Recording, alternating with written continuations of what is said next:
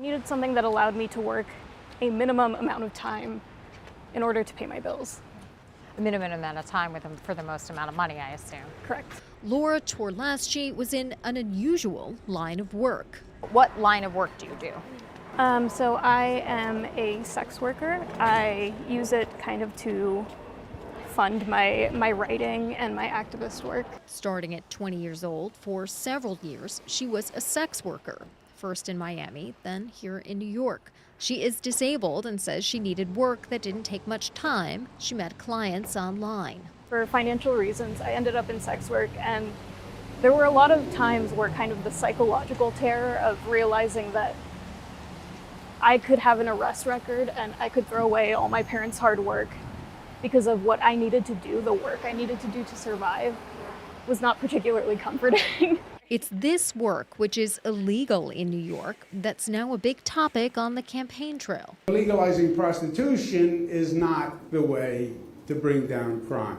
I'm not going to leave this city to someone that wants legalized prostitutions on our streets. Because leading Democratic candidate for mayor, Zohran Mamdani, has supported legislation in Albany that would decriminalize sex work here in New York. What I would tell these critics, and they include Mayor Adams and Andrew Cuomo, is to look at what the policies that have been pursued over the last few years have actually left us with. In reality, there has been a dramatic shift in how the city treats sex workers in the last decade. According to data New York One obtained through the state Freedom of Information law from the NYPD, arrests for prostitution-related offenses by the NYPD have fallen drastically in the past 10 years, from thousands a year in 2014 to just 302 last year as of early December. Both the Manhattan and Brooklyn district attorneys told New York One they have not prosecuted sex workers for years. The Queens district attorney dismisses prostitution cases if the worker accepts and complete services like counseling. The Staten Island DA says the office offers diversion programs when appropriate. The Bronx DA has no policy on prostitution arrests. The way that police in New York,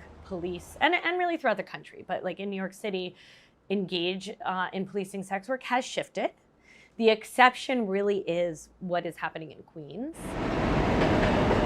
Arrests in Queens appear to be going up this year, specifically on Roosevelt Avenue.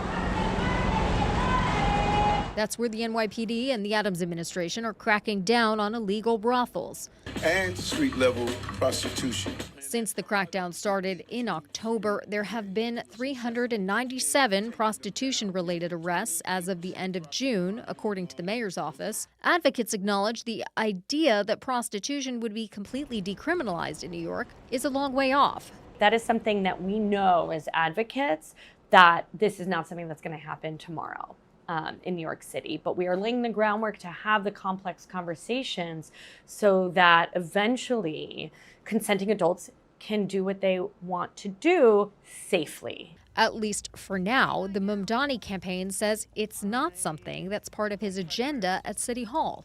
Some hope that changes. Criminalizing any aspect of the industry only leads to driving the industry further underground. It leads to cutting sex workers' income, which makes them more desperate and more willing to compromise their boundaries. And I want to see a New York City where sex workers are not afraid of being re-victimized by a carceral system. Courtney Gross, New York One. Thank you for watching our YouTube channel. Let Spectrum News be your resource for balanced, in-depth political coverage, and click the subscribe button right here. You can also download our app or watch us on TV to learn more about the candidates, where they stand on the issues, and more. We'll see you then.